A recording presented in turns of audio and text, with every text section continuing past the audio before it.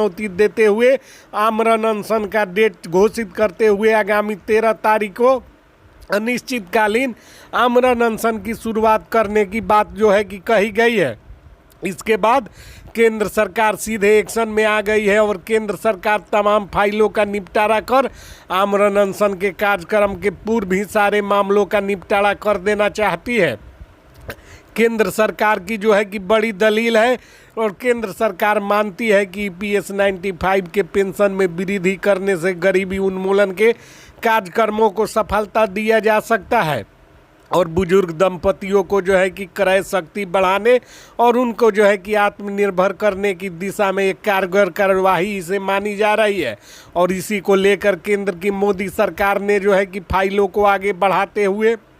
इसके निपटारे पर गहन चर्चा और संवेदना व्यक्त करते हुए जो है कि EPS 95 की राशि को 7,500 करने का निर्णय लिया है। साथ ही DA में वृद्धि करने और जो है कि मेडिकल फैसिलिटीज मुहैया करवाने की बात भी प्रधानमंत्री नरेंद्र मोदी के कार्यालय के तरफ से बताई जा रही है।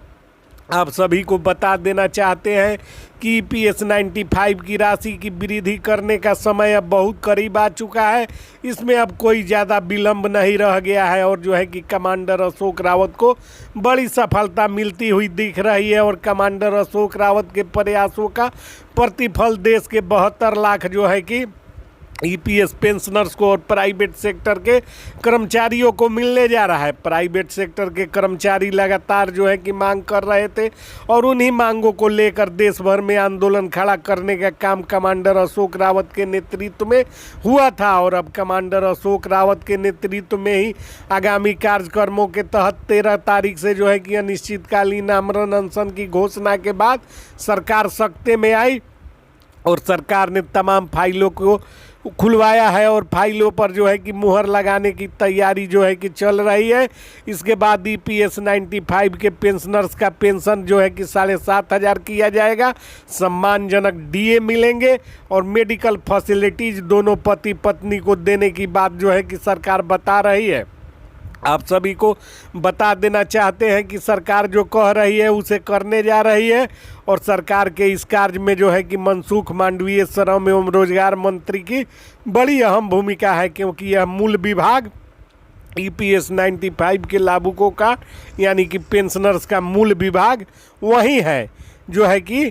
श्रम एवं रोजगार मंत्रालय, जहां से जो है कि इनके पेंशन का निर्धारण सरकार के द्वारा किया जाता है। और आप सभी को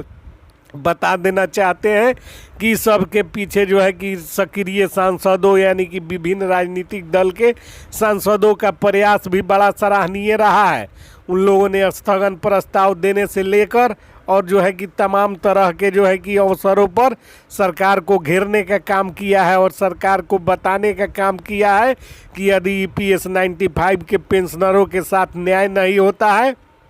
तो सरकार को इसका बड़ा नुकसान होगा और इसको लेकर समय समय पर जो है कि आंदोलन और जो है विभिन्न प्रकार के जो है कि कार्यक्रमों का जो है कि संचालन